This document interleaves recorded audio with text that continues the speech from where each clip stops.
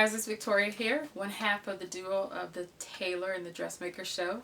Hey, thanks for stopping in. We are in my studio where I've been working really hard, churning out lots of projects for brides, bridesmaids, and so on and so forth.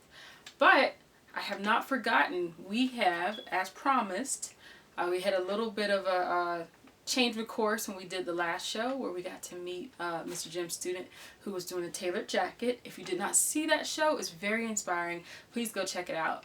But now we're going to resume with our problem solving show, and in this show we're going to cover Jane's prom dress.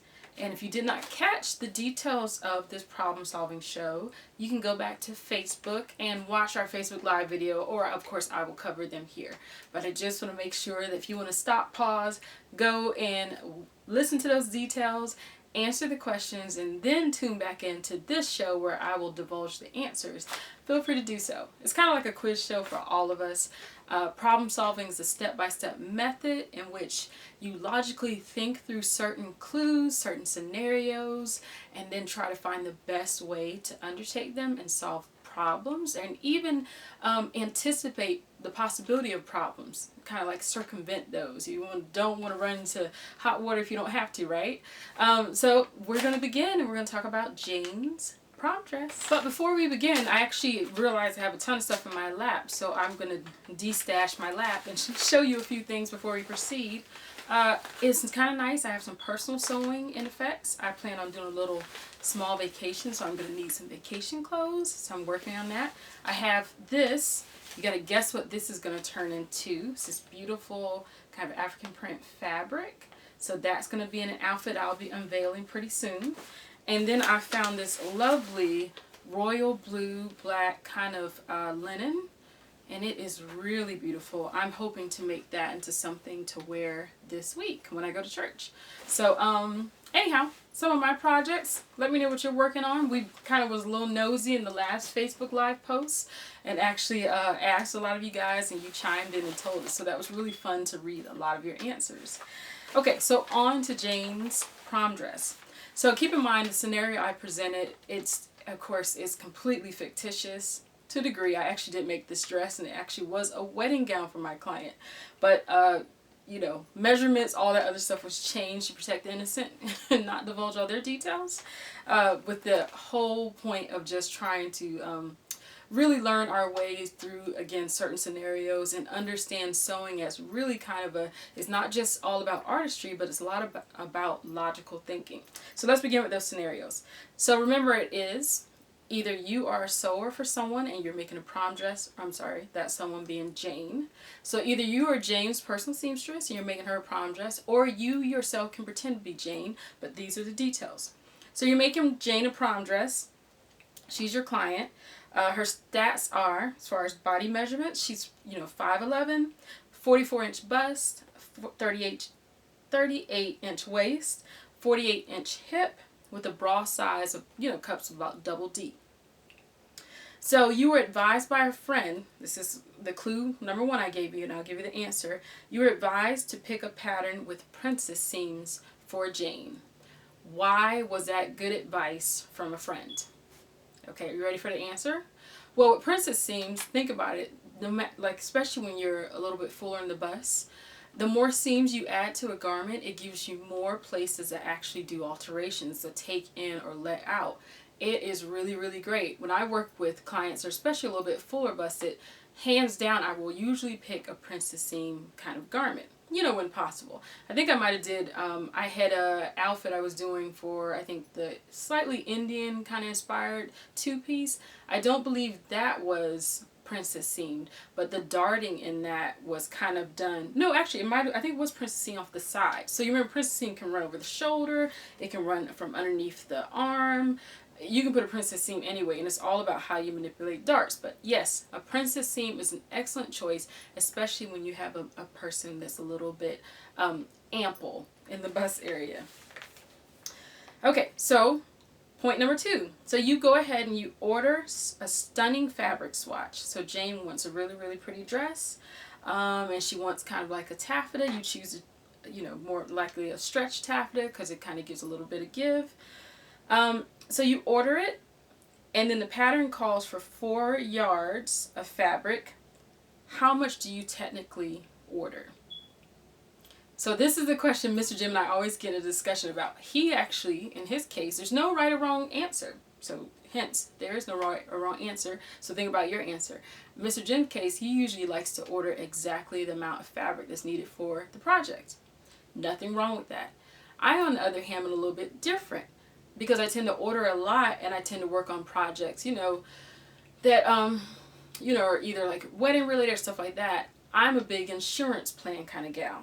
So I'll usually order an extra yard or so just to kind of serve as insurance policy. I mean, heck, we have insurance on our cars, we have insurance on our houses, just in case, right?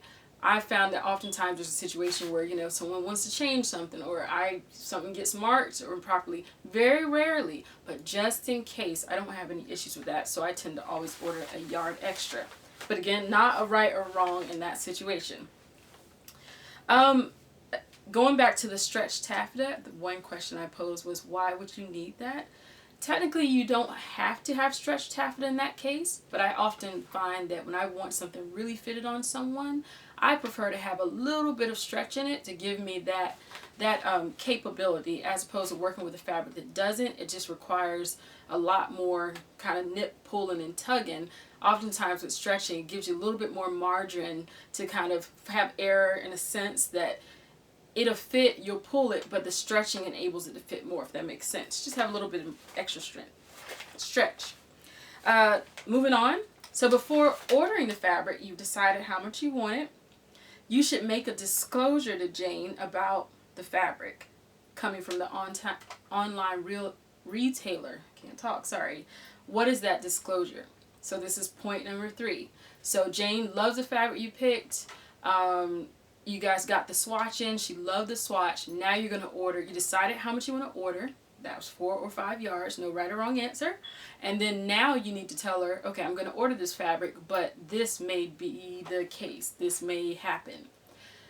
The answer to that is you would tell Jane that there's a possibility that the fabrics that she actually ends up getting won't look exactly like the swatch. We all know sometimes the lots are different between different fabrics, and that translates into sometimes the coloration being a little bit off. That's why it's always great, like if you're working with a large wedding party, to order your fabric all from the same lot. Sometimes that requires even you contacting the distributor or the wholesale retailer and even inquiring and asking about that. So very smart move. Never want to make something that, looks totally different. And if you don't believe me, go into like your local Joann's or something like that and see if they have multiple bolts of a certain type fabric. It might be the same name, same SKU, but you can notice it's slightly different. That happened to me at Hancock's once. And keep in mind, if fabric's in the elements as well, such as lighting and stuff like that, it also is prone to fade. You don't know the warehouse conditions it was in before it was shipped. Get my drift? So it's very, very important to think about that. Okay, so moving on. So you get the fabric in the mail and you discover, okay, the possibility that it could have changed in color, but because you had given Jane that disclosure, you're covered, right? And that actually ended up happening to me with my client, and she actually ended up liking the difference in the fabric. It was actually a lot brighter, and this is it. This was the beautiful taffeta I showed you guys, and the swatch was totally different from this, but she loved this a lot better, and it has stretch in it. So, okay, so I'm not going to quiz you anymore about the details of Jane's dress. We'll just leave it there. We'll just say that you went on to make the dress without issue. However, in real life, I did make this dress. This dress ended up being a wedding gown for my client, and I had a couple of additional issues. One of the biggest one was the stretchability of the fabric, and I would like to make mention of that. Okay, before I dismiss, this was the pattern. So I did use a princess seam pattern for her dress. That was the McCall's 7503, and then there was seaming that ran from the bodice into the skirt, which made for nice panels. So I had a couple of challenges with working this fabric, and I want to talk to you about those and how I managed to evolve or actually not have any major issues with it. So we'll talk about that. Real quick, I'm running out of battery juice. The long and short of it is, the fabric actually stretched in the wrong direction. So instead of stretching crosswise, it stretched lengthwise. that was a no-no for me. So I needed to have it in the right direction. Unfortunately, there's lines on this being it's taffeta. You can see like the ribbing.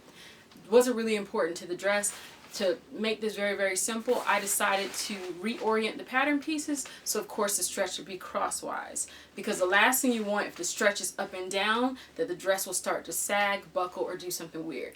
Okay, so that was problem one remedy. Then I noticed it's taffeta, so sometimes it tends to wrinkle and it's prone for that. To fix that, I end up actually sewing an underlining, and in the you know, I've done ballet costumes. In the ballet costume world, they call this flatlining. Long story short, I ended up cutting out the skirt pieces in this fabric. The same with this, which is exactly why I use a rotary cutter. It's so much easier to cut things like this polyester organza. And then I pinned the two together so they didn't move, and then sewed around the outer edge 1/8 of an inch. So if you're going to sew it, you're going to run off the edge of the fabric, when you sew the two together, you're just going to run a straight stitch from top to bottom all the way off, and then you're going to go from side to side all the way off, down, down. You don't want no shift buckling. Did that, it turned out perfectly.